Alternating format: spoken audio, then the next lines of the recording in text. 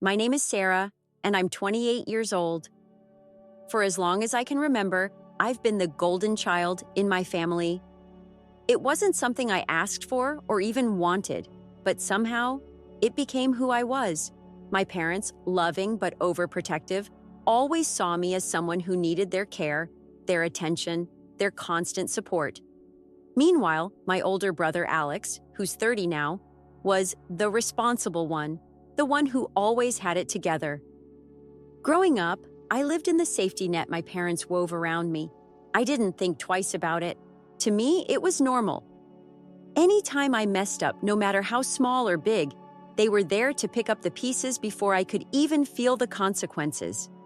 "Sarah, just do your best," they'd say, "and we'll handle the rest." When I was little, I adored Alex. He was the big brother who could do everything. But as we got older, he seemed to pull further and further away. I didn't understand why he was always so serious, so unwilling to relax or even be there for me the way I thought siblings should. Looking back now, I realize he wasn't pulling away from me. He was pulling away from the unfair weight our parents had placed on him, but at the time I didn't see that. All I saw was a brother who judged me, who made me feel small every time I failed to live up to whatever invisible standard he seemed to hold himself to. I remember the day Alex left for college. He didn't ask for help with tuition. He didn't even complain when Mom and Dad started charging him rent as soon as he turned 18. I overheard him arguing with Dad about it once. Dad's voice was sharp, saying something about teaching him responsibility, but Alex just walked away. He never told me how he felt about it, but his silence said enough. For me, it was different. When I dropped out of college after a year, Mom and Dad didn't yell at me. They didn't make me pay back the tuition they'd covered. Instead, they comforted me. "You'll find your way," they said. "You're still young." They let me move back home, and for a while, I felt like I could do no wrong. I didn't see a problem with this dynamic. I thought that's just how families worked. Parents helped their kids no matter what. And if I needed more help than Alex did, wasn't that just because life was harder for me? He made everything look so effortless. His career, his finances, even his independence. I told myself it wasn't fair to compare us. Alex was just different. It all came crashing down about 6 months ago. At that point, I was living in an apartment my parents helped me pay for. I had a decent enough job, but I wasn't saving anything. I was still floating along, thinking that somehow everything would work out. Then I made a few bad decisions. Financial ones I don't really want to detail here. I got in over my head. I borrowed money from people I shouldn't have, and before I knew it, my debt had spiraled out of control. I owed $140,000. When I realized just how bad things were, I panicked. I tried to fix it myself. I sold what little I had of value, cut back on everything, and stopped answering calls from the people I owed. But the pressure only got worse. They started threatening me, showing up outside my apartment, sending messages that made my stomach turn. I didn't know what to do. So I did what I've always done. I turned to my parents. I sat in my childhood home, tears streaming down my face as I explained everything to Mom and Dad. They were shocked but not angry. I remember Dad putting his arm around me saying, "It's going to be okay. We'll figure this out." For a brief moment, I felt safe again, but then my mother said something that changed everything. "We'll call Alex. He'll help." I froze. I knew Alex was doing well for himself. He had a steady job, a nice place, and savings I could only dream of. But asking him for help, the thought made me sick. Alex had never bailed me out before. Why would he start now? "He won't do it," I muttered, shaking my head. "Of course he will," Mom insisted, brushing off my doubts. "He's your brother. Family helps family." I let myself believe her. I let myself believe that Alex, despite how distant he'd been over the years, would see how desperate I was and come through for me. After all, he'd always been the responsible one. Wasn't that his role? So Mom called him. I didn't hear the whole conversation, but when she came back into the room, her face looked different. "What did he say?" I asked, my voice small. He said no, she replied. Her voice was tight, her expression unreadable. I stared at her, not understanding. No? He doesn't think it's his problem, she said, shaking her head. He doesn't understand how much trouble you're in. I couldn't believe it. For the first time in my life, I felt abandoned. Alex had always been cold with me, always distant, but I'd never thought he would turn his back on me completely. I thought that deep down, we were still family, that no matter how strained things were between us, he would still show up when it mattered most, and now he hadn't. I spent the rest of that night sitting in silence.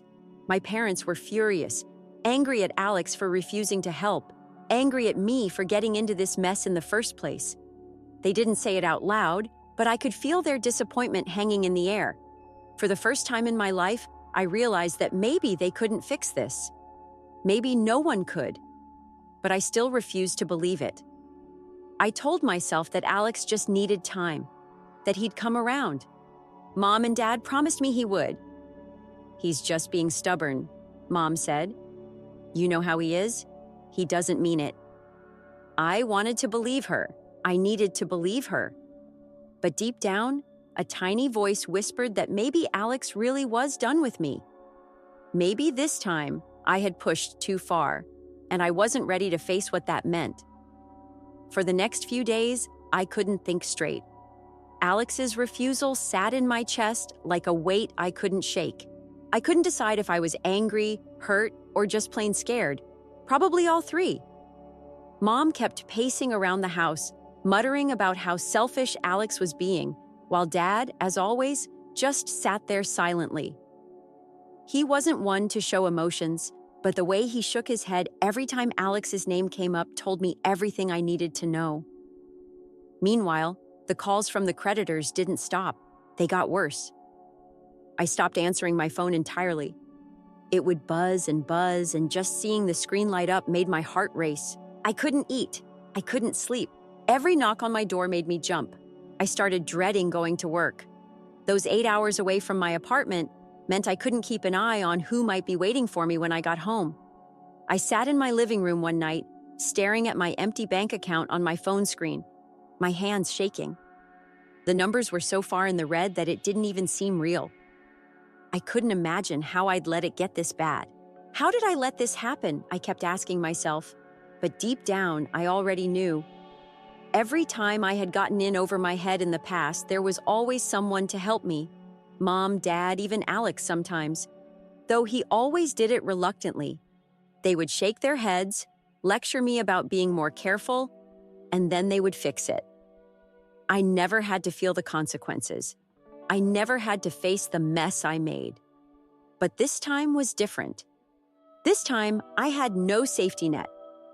I sat in my car outside Alex's apartment 2 nights later. I had driven over, though I didn't even remember deciding to do it. I wasn't sure what I hoped to accomplish. Maybe I thought that if I showed up, if he could see how desperate I was, he'd change his mind. I just needed to make him understand. When he opened the door and saw me standing there, his expression hardened immediately.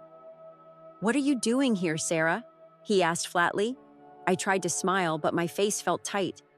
"Can I come in?" He hesitated, but eventually stepped aside. His apartment was exactly what I expected. Clean, simple, nothing fancy. There were no pictures on the walls, no clutter, just functional. I sat down on the edge of his couch, my hands twisting nervously in my lap. "What do you want?"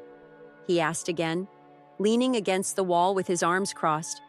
I looked up at him, trying to hold back tears. "Alex, please, you don't understand. I'm in trouble. Real trouble." He didn't say anything, just watched me. "They're threatening me," I continued. "I don't know what to do. I can't pay them back. I need your help." Alex let out a long sigh and shook his head. "I already told Mom. This isn't my problem, Sarah. You dug yourself into this hole. You have to figure out how to get out of it." "You don't mean that," I said, my voice breaking. "You're my brother. You can't just turn your back on me." His expression stayed cold. I'm not turning my back on you. I'm just not letting you use me as a crutch anymore. I couldn't believe what I was hearing. My own brother was looking at me like I was a stranger. Alex, please, I begged. I don't have anyone else. He shook his head again, this time with more force. You've had someone else your whole life, Sarah. That's the problem. You always expect someone to clean up after you? But I'm not doing it anymore. I felt anger flare in my chest. How could he say that? How could he act like I didn't deserve his help? Like I hadn't been there for him too, even if it wasn't in the same way. You're unbelievable, I spat, standing up. You act like you're so much better than me, like you've never made a mistake in your life. I'm your sister, Alex. Doesn't that mean anything to you? His jaw tightened. It means everything to me, Sarah. That's why I'm telling you the truth, even if you don't want to hear it. You need to grow up. You can't keep running to mom and dad every time something goes wrong, and you can't keep expecting me to save you.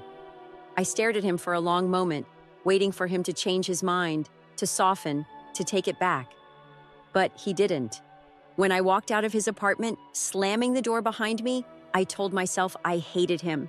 I told myself he was cold, selfish, and heartless. I told myself he would regret it someday. But underneath all of that anger was something else, something I didn't want to admit. Fear. Because for the first time in my life, I realized he wasn't going to save me. And I had no idea how to save myself. The next day, I sat at my kitchen table staring at my bills. I tried to think of a solution, but nothing came. I was so far underwater that it felt like I would never get out. My mind was a fog of panic, and I felt like I was suffocating. That's when the idea hit me. It wasn't a good idea. In fact, it was probably the worst idea I'd ever had. But at the time, it felt like my only option. I remembered Alex telling me years ago that he had a solid savings account. He had worked hard for years to build a financial safety net for himself, and he guarded it like it was his most valuable possession. What's the harm? I thought bitterly. He doesn't need all that money. Not like I do. I spent hours researching online, trying to figure out how to access someone's account. I told myself it wasn't stealing. I'd pay him back someday. I just needed help right now. And if Alex wouldn't give it willingly, I'd find another way. When I finally tried it, my hands were shaking so badly I could barely type. I thought it would work. I thought I could take just enough to keep the creditors off my back, and no one would ever know. But of course, it didn't work. Alex called me 2 days later, furious. He showed up at my apartment, banging on the door like he was ready to tear the place apart. You tried to steal from me? He demanded, holding up the bank's notice. I froze. My heart pounded in my chest. I don't know what you're talking about, I lied. Don't play games with me, Sarah, he snapped. The bank flagged it as fraud. You really thought you could get away with this? I couldn't look at him. I felt like a child caught with my hand in the cookie jar. But instead of apologizing, I lashed out. I wouldn't have had to do it if you just helped me, I shouted. This is your fault. Alex stared at me, his face a mix of anger and disbelief. Are you even hearing yourself right now? You're blaming me for trying to steal my money? You're my brother, I shot back. You were supposed to help me. He shook his head, stepping back like he couldn't stand to look at me anymore. You need help, Sarah. Real help. But you're not going to find it this way. When he left, slamming the door behind him, I sank to the floor and sobbed. For the first time, I felt the full weight of what I had done, what I had become, but I still wasn't ready to take responsibility. Not yet. I didn't leave my apartment for the next few days. After Alex stormed out, his words echoed in my head, non-stop. You need real help. It stung more than I'd expected. I was furious with him, furious that he was abandoning me, refusing to help when I needed him most. But part of me couldn't shake the shame either. You tried to steal from him, I kept reminding myself. I hadn't seen it that way in the moment, but there was no denying it now. I'd crossed a line I never thought I would, and it felt like there was no coming back from it. But even that guilt didn't stop the panic. My phone wouldn't stop ringing, numbers I didn't recognize, texts filled with threats. I stayed up late at night, staring at the screen, terrified that someone would show up at my door. I kept the lights off most nights, sitting in the dark with my heart racing, jumping at every small noise outside. My parents called constantly too. I ignored them for a while, but eventually I picked up. "Sarah," Mom said, her voice sharp and worried. "What's going on? Your brother called us. He's saying you tried to—" "I don't want to talk about it," I cut her off. "Well, we have to talk about it," she insisted. "Your brother is being ridiculous. He's refusing to even listen to us. He's so ungrateful." I didn't respond. My mother kept talking, rattling off how Alex had abandoned his family and turned his back on his responsibility. In her eyes, everything was his fault, but a small part of me knew she was wrong. A week later, things got worse. I woke up one morning to the sound of loud knocking, no, pounding, on my door. I jumped out of bed, my heart in my throat. I knew who it was before I even looked through the peephole. The men I owed money to. I didn't answer. I didn't move. I just stood frozen, barely breathing as they shouted from the hallway. "Sarah, we know you're in there. You think you can hide forever?" The pounding went on for what felt like hours, though it was probably only 10 minutes. Eventually, they left, but not before slipping an envelope under the door. I waited until I was sure they were gone before grabbing it. My hands shook as I read the note inside. "You have a week to pay us, or we come back." I sank to the floor, my head in my hands. I didn't know what to do anymore. I couldn't ask my parents. They didn't have that kind of money. And Alex? He'd made it perfectly clear he wanted nothing to do with me. For the first time, I felt completely alone. When my parents showed up at my apartment that evening, I wasn't surprised. I should have known they wouldn't let things go after talking to Alex. Mom came in first, looking tired but determined. Dad followed silently, as always. "This has gone far enough, Sarah," Mom said, sitting down on the edge of my couch. "We need to talk." I didn't say anything. I just sat there, numb, as she started ranting about Alex again.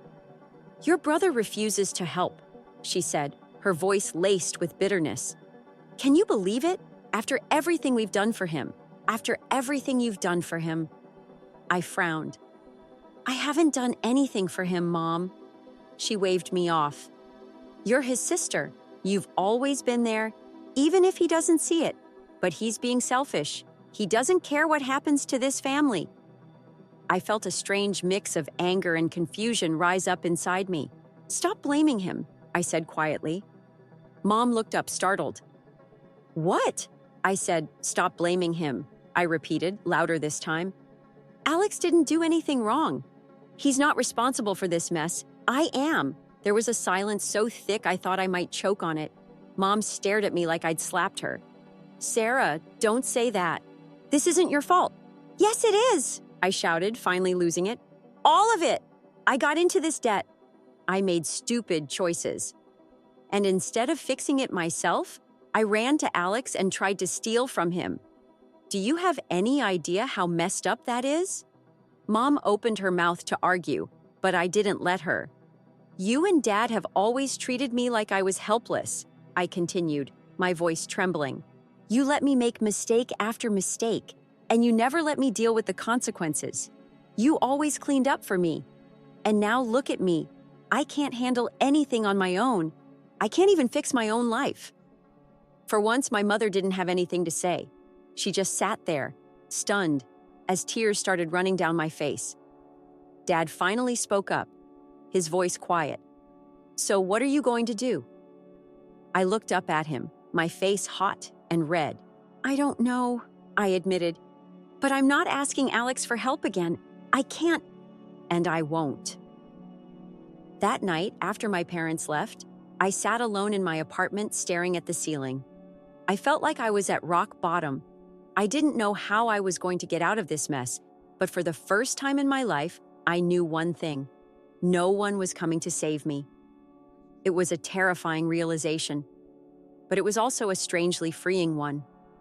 I thought about Alex again, about the way he'd looked at me the last time I saw him. He hadn't been angry, not really. He'd been disappointed. And I realized something else too. He wasn't the villain in this story. He wasn't the heartless, selfish person I'd told myself he was. He was just someone who'd had enough.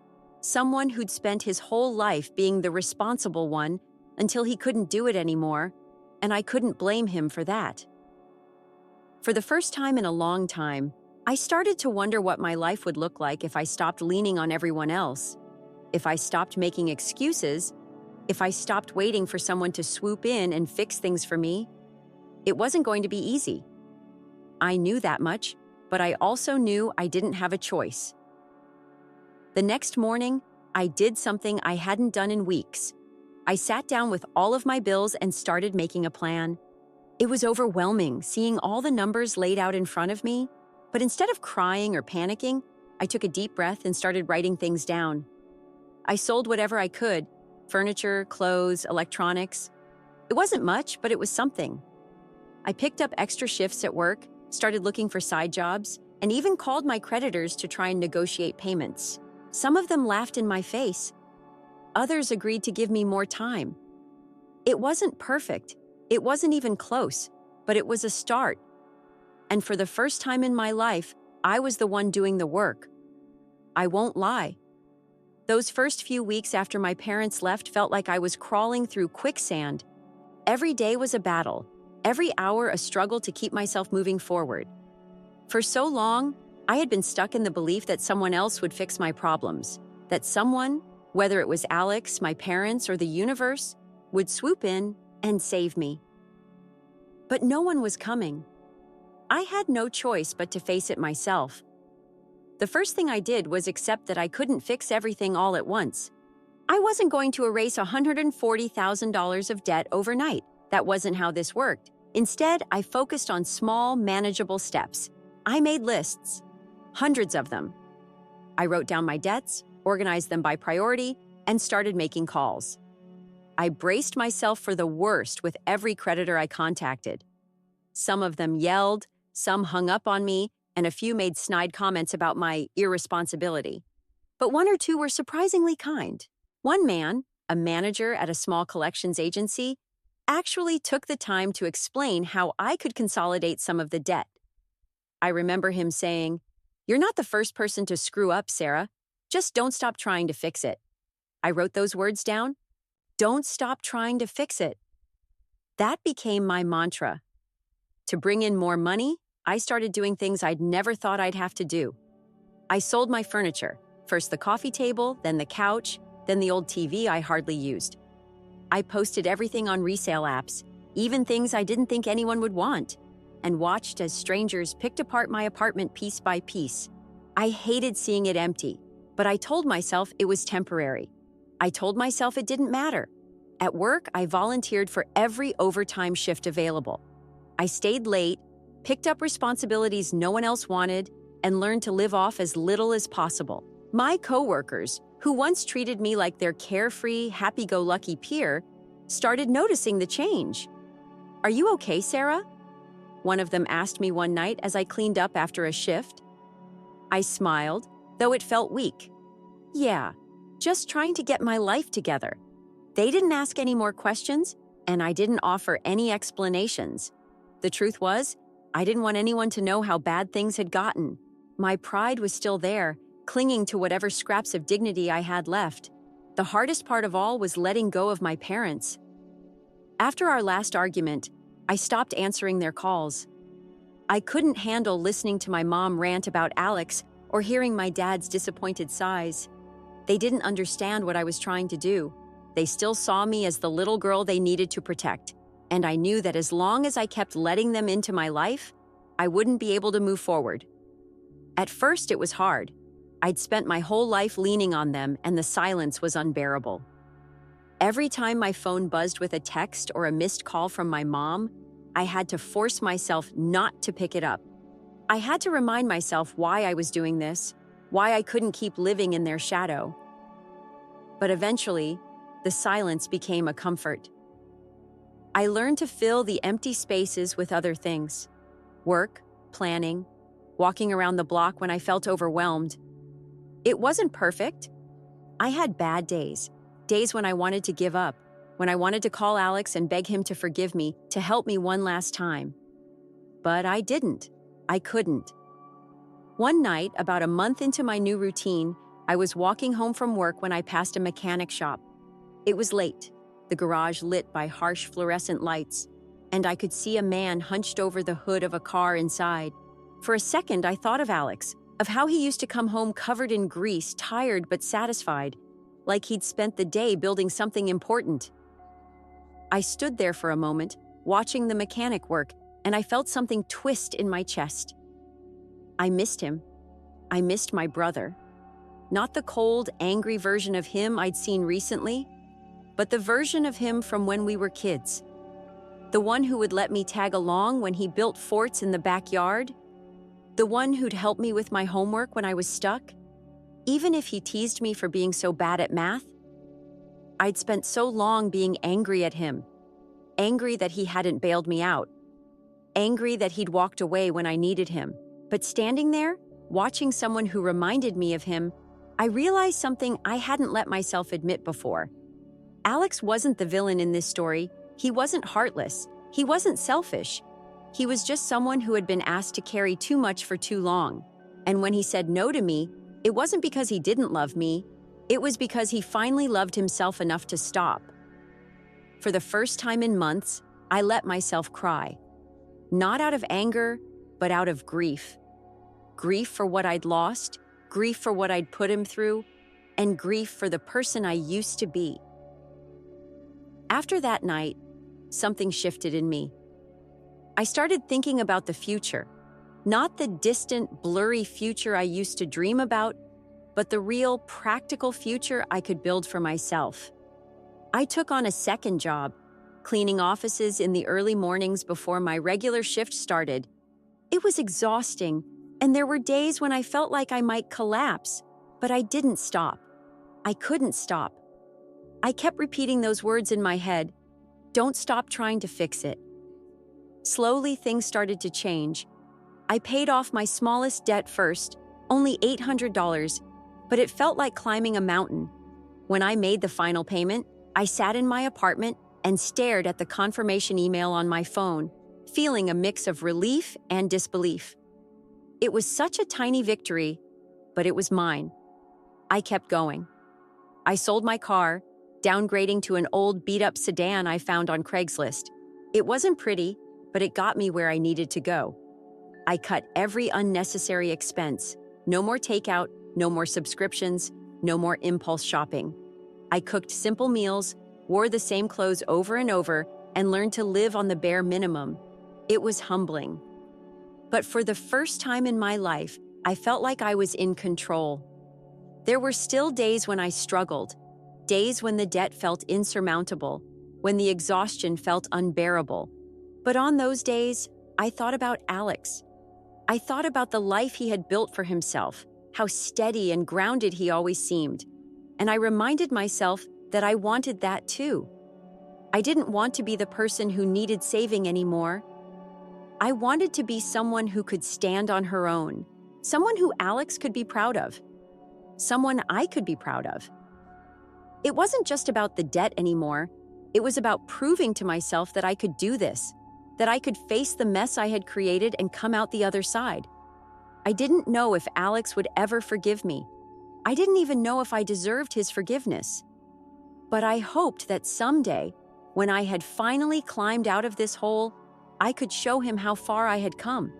And maybe, just maybe, he'd see that I was finally trying. Months passed, and slowly, my life started to take shape again. The crushing weight of the debt was still there, but for once, it didn't feel impossible. I had settled into a rhythm, waking up before dawn to clean offices, working my regular shifts during the day, and spending my evenings cooking simple meals and organizing my payments. It was exhausting, but I clung to the progress, no matter how small it seemed. I no longer thought about what I'd lost, the apartment I couldn't afford, the car I'd had to sell. or the pride I'd once carried so thoughtlessly. Instead, I focused on what I was gaining: a sense of responsibility, a belief, however fragile, that I could fix this. But one thing still haunted me: Alex. I hadn't seen or spoken to him since the day he confronted me about the bank fraud. I told myself I wasn't ready to face him. I wanted to show him I had changed, truly changed, before I reached out. But the longer I waited, the harder it got. I told myself he probably didn't care.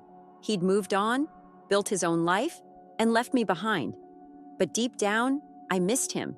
I missed the version of us that had existed before everything fell apart, before my mistakes and his refusal to save me turned us into strangers.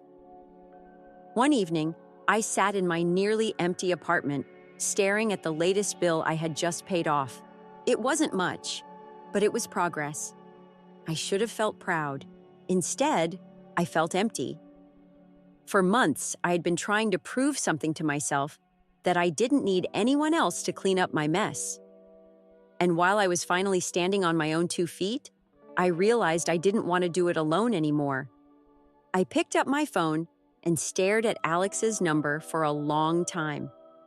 Finally, I typed a message.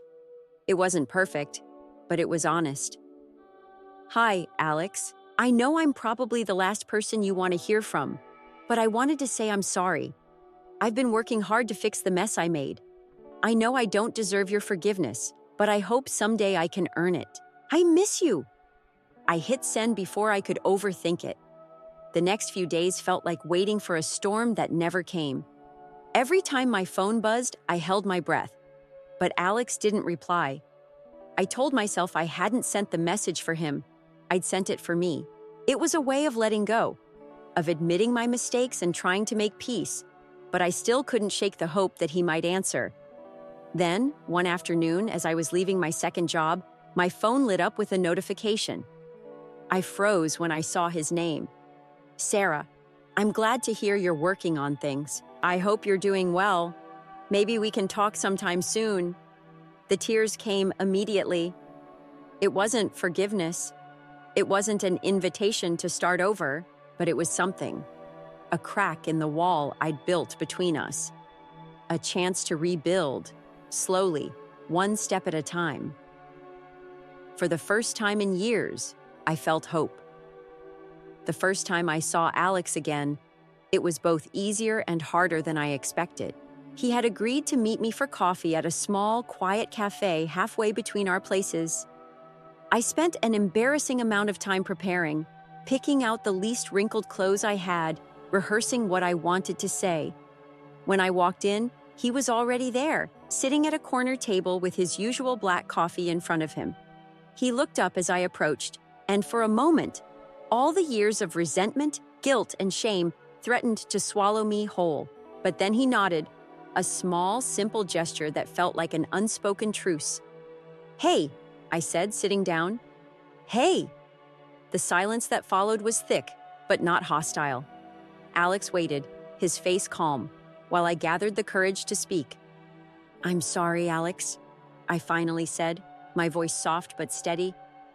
"For everything, for what I did to you, for what I expected from you. You were right about me, and I needed to hear it." He studied me for a long time, his expression unreadable. What changed? I thought about the months I'd spent clawing my way out of the hole I dug for myself. The endless shifts, the empty apartment, the nights when I sat alone wondering how I had let things get so bad. I had to learn the hard way, I admitted. No one was going to save me. I had to save myself. He didn't say anything right away, but something in his eyes softened. I wasn't looking for forgiveness, not really. I just wanted him to see me as someone who was trying, someone who wasn't the same person who had tried to steal from him. "I'm glad you figured it out," he said finally. "I wanted to help you, Sarah. I just couldn't keep doing it for you." "I know," I replied, "and I don't blame you for it anymore." For the first time in years, we talked, really talked. Not about blame or expectations or the past, but about life, about where we'd been and where we were going. It wasn't perfect. and it didn't erase everything that had happened. But it was a start. When we left the cafe, Alex turned to me and said, "Take care of yourself, okay?" "I will," I promised. And this time, I meant it.